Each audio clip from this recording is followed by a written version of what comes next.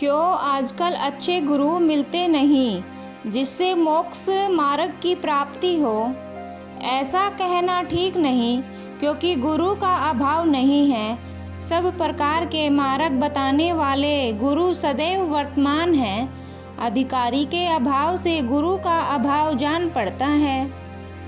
आपने कहा था कि काल पुरुष ने सबकी बुद्धि पर आवरण डाल दिया है, जिससे कोई सत्पुरुष की भक्ति में नहीं लगता। क्या इससे प्रमाणित होता है कि काल पुरुष सत्पुरुष से भी प्रबल है? काल पुरुष सत्य पुरुष से प्रबल नहीं है, पर सत्य पुरुष ने काल पुरुष को 3 लोक का राज्य दिया है। दी हुई वस्तु को ले लेना उचित नहीं है। वह समय आवेगा जबकि काल पुरुष अपना नियत समय व्यतीत कर स्वयं अलग हो जाएगा। आपने कहा था कि कबीर साहब सत्पुरुष की आज्ञा लेकर पृथ्वी पर आए हैं। इससे स्पष्ट है कि कबीर साहब और सत्पुरुष 2 हैं।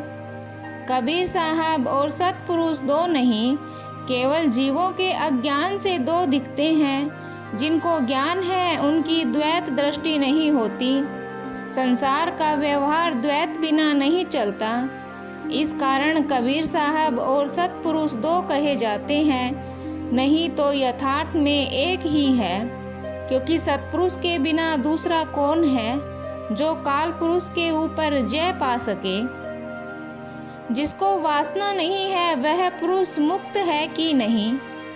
जो सत्य ही वासना रहित हो जावे वह पुरुष मुक्त हो जाता है। पर वासना ऐसी सूक्ष्म है कि पूर्ण खत्म हुई मालूम होने पर भी समय पाकर प्रकट हो जाती है।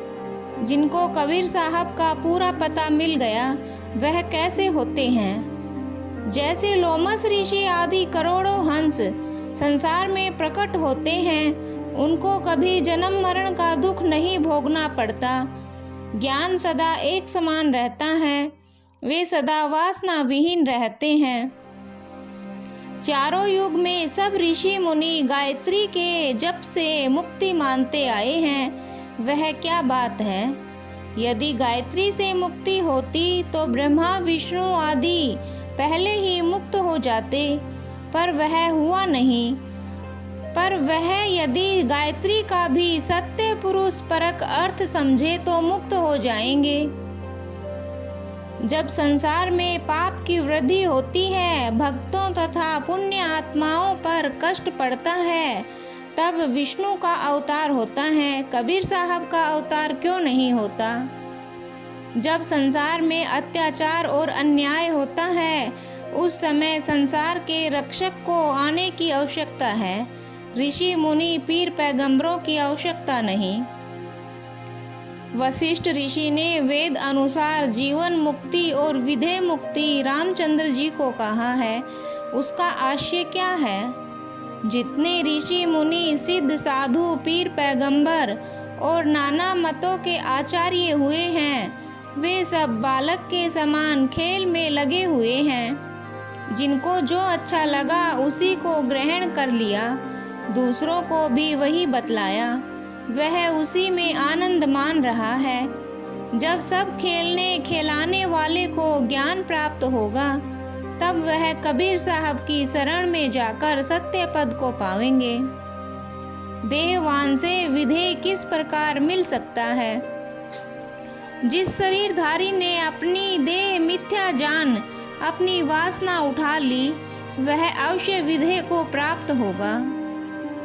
जब सत्य पुरुष ने निरंजन को 3 लोक का राज्य दे दिया, तो फिर कबीर साहब का उसके राज्य में हस्तक्षेप करने का क्या सौतव है?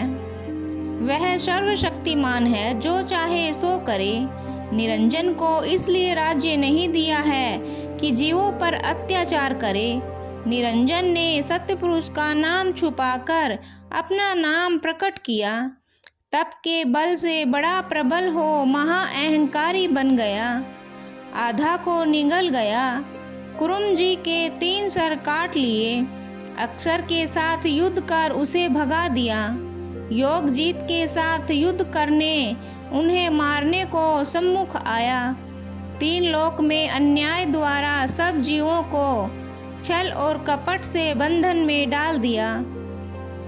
सतलोक जाने का मार्ग रोक लिया। ऐसी युक्ति बनाई कि कोई मनुष्य भी किसी प्रकार सतलोक का मार्ग नहीं पा सका। किताबों के फंदे में सबको फंसाकर सबका सत्य ज्ञान हर लिया। जब सत्य पुरुष ने निरंजन का ऐसा अत्याचार देखा तो स्वयं सत्यलोक से चलकर ज्ञानी सत्सुकृत सत कबीर आदि नाम से प्रकट हो काल पुरुष से कहा कि यदि तू अब अवज्ञा करेगा तो तुझे नाश कर दूंगा। काल पुरुष अधीन होकर सतगुरु के चरणों में पड़ा। उसने अपराध की क्षमा मांगी।